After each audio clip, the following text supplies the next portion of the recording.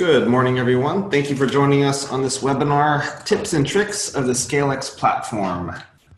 This is the first of a mini webinar series that we're going to do, and we're going to cover a variety of topics to get existing users more out of usage of the platform. If this is your first time and you're not an existing user of the platform, then welcome.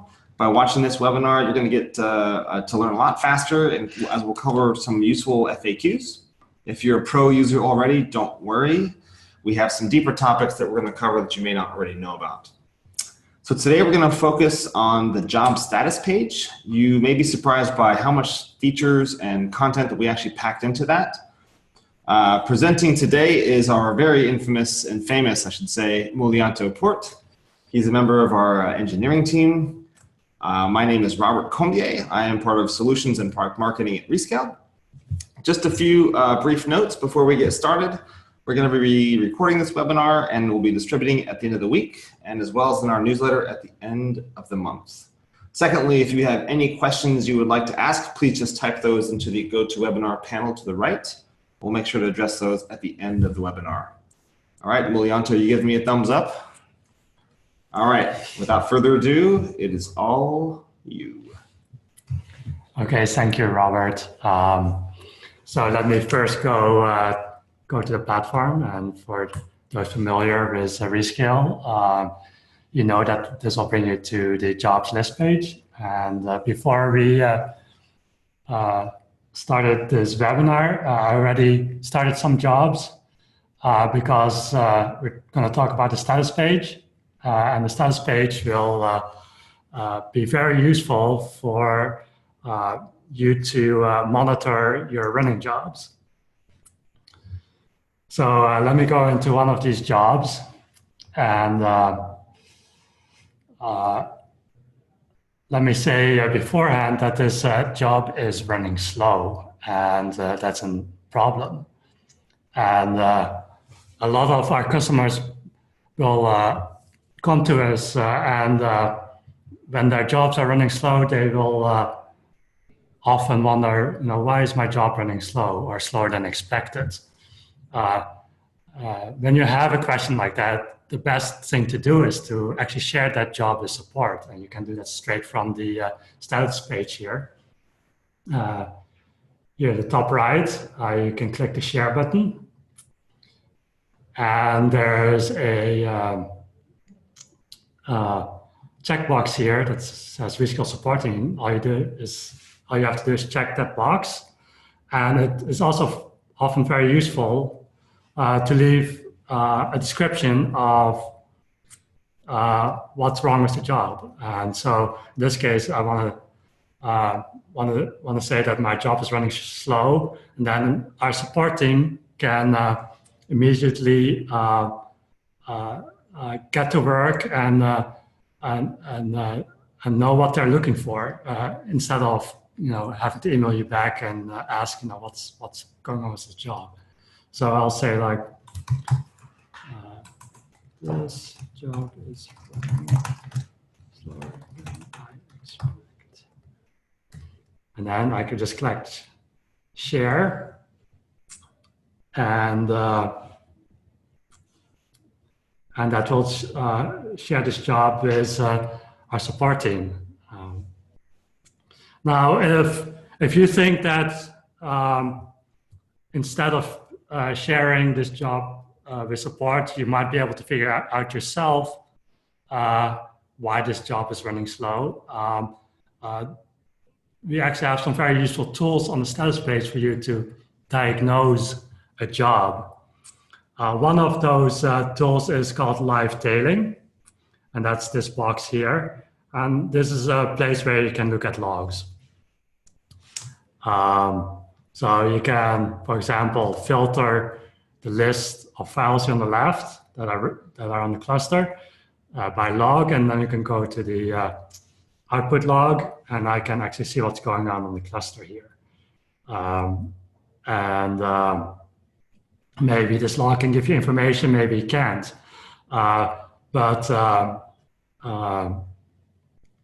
This is one way of kind of debugging your job and trying to figure out what's going on. Now, another way of checking what's going on your cluster is to actually start an SSH session. And one way to do that is to use in-browser SSH, and this is one of my personal favorite features because it's just so easy to start a SSH session just right here from the web browser. So I click on the IP address of the master node, and this opens up a SSH session on that node, and I can run all kinds of commands here. The environment is Linux.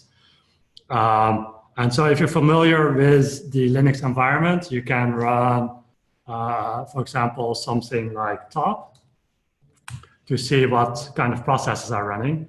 And in this case, I'm running a starCCM job, and you can see we're running 18 instances of starCCM on this node, since this is an 18-core node. And so I can say, well, wow, this looks good. Look, they're all using 100% CPU, so this works as expected, right? Now I can go also log into my slave nodes, and I can run the same command, and I can say, hey, my job is also running 18 instances of starCCM on my slave node. Looks good, looks great. And I can go to my other slave node. Oh, wait, there's no starCCM running on this node. So, okay, maybe there's something wrong with my command. So, so clearly it looks like for some reason it's not using the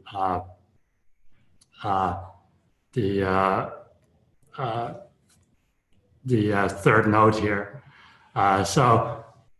This is just an illustration of how you can debug your job. Maybe from this information you can figure out yourself, why it's not using running any processes on this third node, or you can pass that information on to our support team, and they will be able to help you figure out how to set up your job so it will use that third node. So, so that's one way of using a status page, is just to debug maybe what you see as issues with your job, like slowness. Another set of features that are very helpful are related to monitoring files like the log file. What a lot of our customers don't know is that you can actually look at images. As you can see, there's a bunch of images that this job produces, and they're PNG files. So I can actually click on the image, and it'll show a nice image right in your browser. You don't have to download the image. But if you would like to download the image, you can also do that. You can select the image here, and then you can download it right here to the right.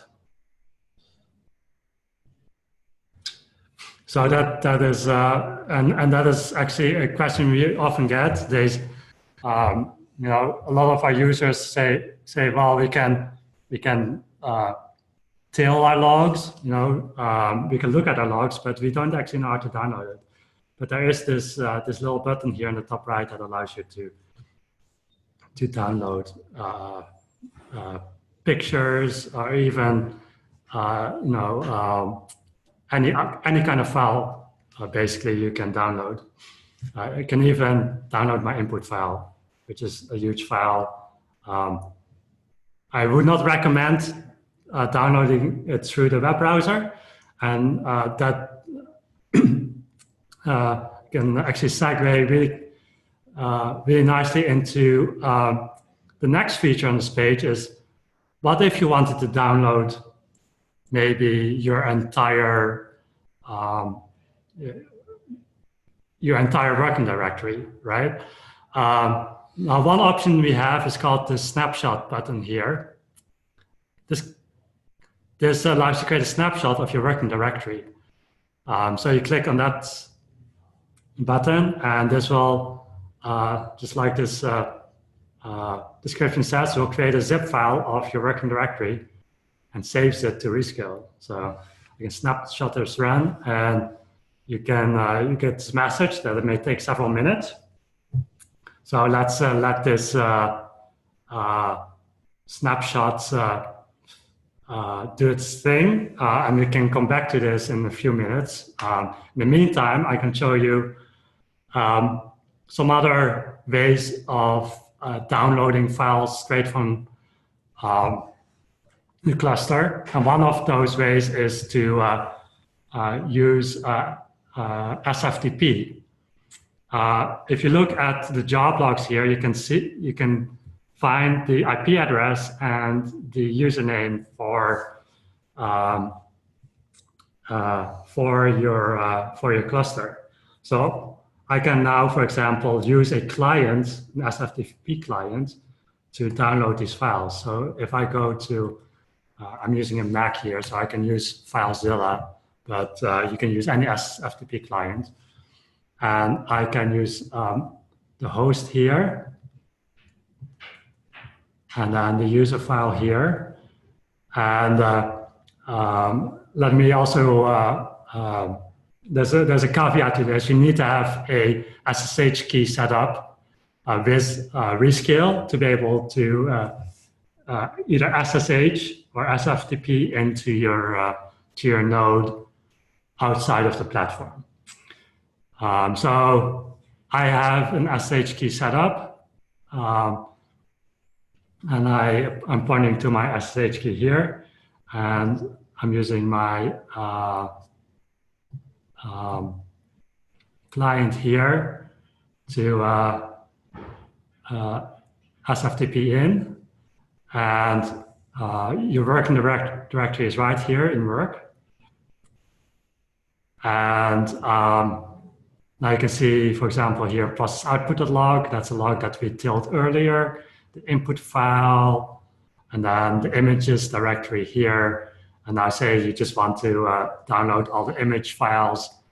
I can just like drag this over here, right? And then I can use my clients to use that. Now, of course, you can also use a command line client. So I can do SFTP. Sorry. SFTP.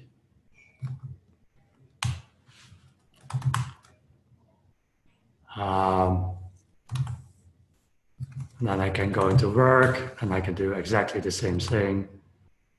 In this case, let me download, for example, process output dot. So that's another feature that is presented on the status page, is a way to SSH or SFTP into your job. Now let's go back to the snapshot we talked about earlier. Once your snapshot is complete, it will go into the results file page. And you can see it has created this results.snapshot.zip file and with the timestamp on it. So now you can use either your Rescale Transfer Manager client or your Rescale CLI, if you're familiar with those clients, or download this file straight from the website.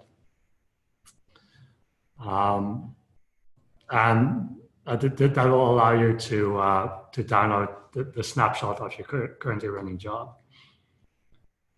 So let's go back to the status page. A quick question for you, Mulyanto. Now that that's attached to that job, will I be able to access that under files for my regular Rescale cloud storage? Yes, you will be able to access all output files that are generated, and this file is considered an output file under your cloud storage file sections up here. Cool.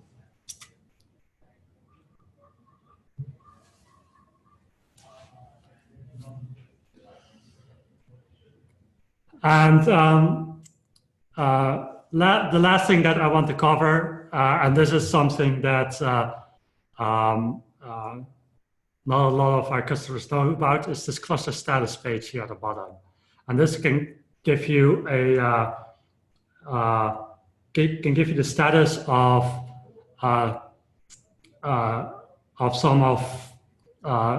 some interesting metrics on your cluster. And this is, you can use this also to diagnose your job.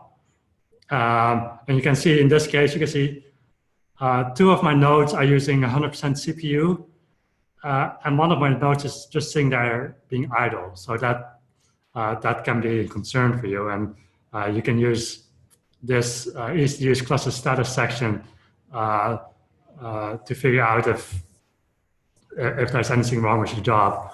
Sometimes you might be concerned about maybe your node running out of memory. It has a history of memory usage here, or disk space, as well as network traffic. And so that was the last feature that I want to talk about for this webinar. Great, thank you very much. That's pretty insightful. I got a couple questions here as soon as you went with the SSH mode. So I guess I can order them logically here. But the first question is from Dave. Dave says, how do I set up my SSH key? That's a good question.